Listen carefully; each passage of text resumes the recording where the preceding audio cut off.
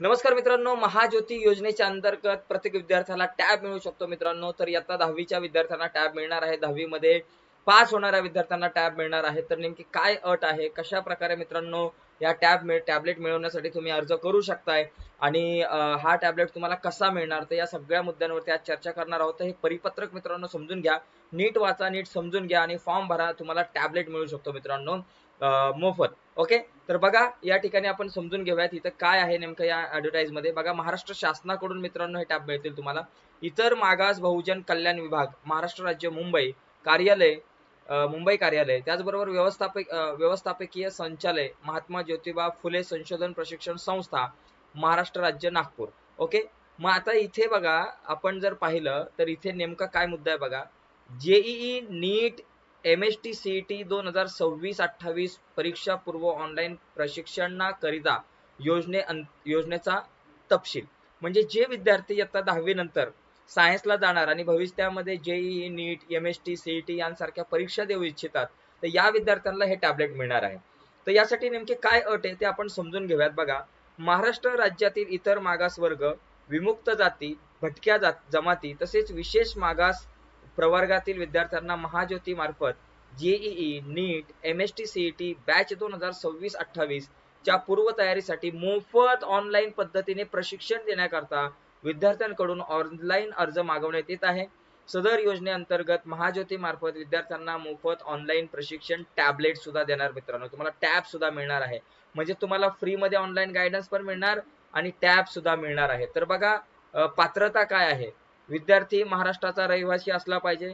दुसरी गोष्ट, विद्यार्थी इतर मागास वर्ग, विमुक्त जाती, भटक्या जमाती तसेच विशेष मागास प्रवर्गातील असावा. तसेच विद्यार्थी नॉन क्रिमिलेअर उत्पन्न गटातील असावा. त्याचबरोबर सन 2026 मध्ये इयत्ता 10वीची परीक्षा उत्तीर्ण झालेले विद्यार्थी सदर प्रशिक्षणाचा लाभ प्रशिक्षणाचा च्या लाभाकरिता पात्र राहतील. त्याचबरोबर विद्यार्थी हा विज्ञान शाखेत प्रवेश घेतलेला असावा. विद्यार्थ्याची निवड ही इयत्ता 10वीच्या परीक्षेत प्राप्त टक्केवारी तसेच सामाजिक प्रवर्ग व समांतर आरक्षणानुसार करण्यात येईल.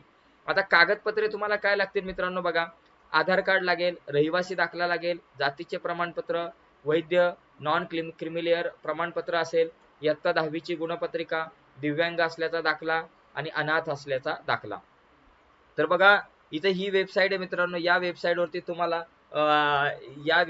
तुम्हाला मित्रांनो ही जी काही माहिती आहे ती सगळी भरायची आहे आणि या वेबसाईटवरती जाऊन नोटीस बोर्ड मधील application for JEE, NEET, MST CET batch 2026-28 training यावर जाऊन तुम्हाला क्लिक करायचं आहे आणि अर्ज भरायचा आहे. आणि अर्जासोबत सर्व कागदपत्रे तुम्हाला स्वाक्षांकित करून स्पष्ट दिसतील असे स्कॅन करून तुम्हाला जोडायचे आहे.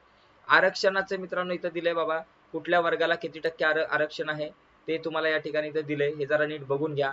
आणि त्याचप्रमाणे लक्षात घ्या, अटी आणि शर्ती आहेत. अर्ज करण्याची अंतिम तारीख 30 मे 2026 ही अंतिम तारीख आहे.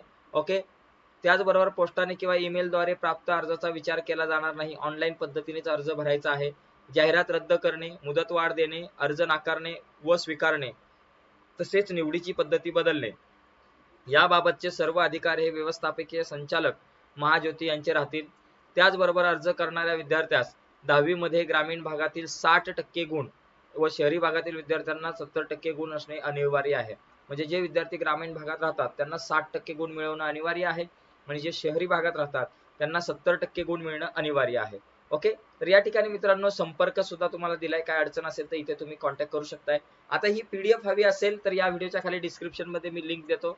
त्या लिंकवर क्लिक करून आपल्या वेबसाईटवर जाऊन ही PDF तुम्ही डाउनलोड करू शकताय. तर मित्रांनो, आजच्या चर्चेत इथेच थांबूयात. तर नक्कीच तुम्हाला व्हिडिओ आवडले असेल तर व्हिडिओला लाईक करा. नवीन असाल तर चॅनल सबस्क्राईब करून त्या बाजूला असलेलं बेलचं बटन दाबायला विसरू नका. धन्यवाद सर्वांना. बाय मित्रांनो.